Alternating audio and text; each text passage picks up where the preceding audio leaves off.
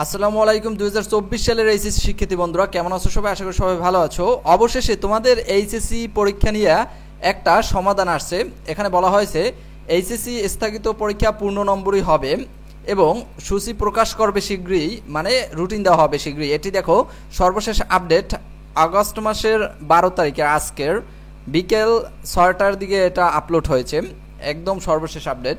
এখন তারা তাদের যে বোর্ড আছে, অর্থাৎ সরকারের সাথে শিক্ষা বোর্ডের সাথে আলোচনা হয়েছে, তারা যে সিদ্ধান্তটা নিয়েছে মিটিংয়ে সেইটাই তোমাদের মাঝে তুলে ধরবে। একটু ধৈর্য সহকার ভিডিওটা দেখবা। এখানে বলা হয়েছে এইচএসসি স্থগিত পরীক্ষা পূর্ণ নম্বরই হচ্ছে, তারা পরীক্ষা নেওয়ার সিদ্ধান্ত নিয়েছে। এইচএসসি ও সমান পরীক্ষাগুলো পূর্ণ নম্বরই নেওয়া হবে বলে জানিয়েছে শিক্ষা বোর্ডগুলোর আন্তঃশিক্ষা সমন্বয় কমিটি। একই সঙ্গে স্থগিত পরীক্ষাগুলোর সূচি অতি শীঘ্রই প্রকাশ করা হবে বলে কমিটির পক্ষ থেকে জানানো হয়েছে।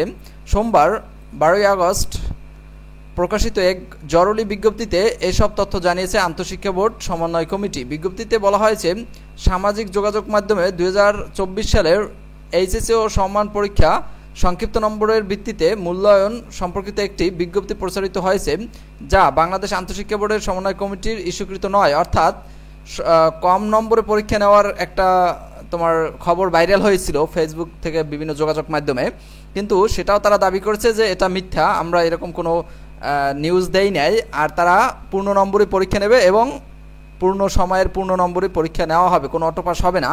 আরও বলা হয়েছে, এতে আরও বলা হয় এইচএসসি ও সমান পরীক্ষা 2024-এর স্থগিত পরীক্ষাগুলো গ্রহণের প্রস্তুতি চলছে। তার মানে তারা সম্পূর্ণ প্রস্তুতি নিতেছে, তোমাদের পরীক্ষা নেবে।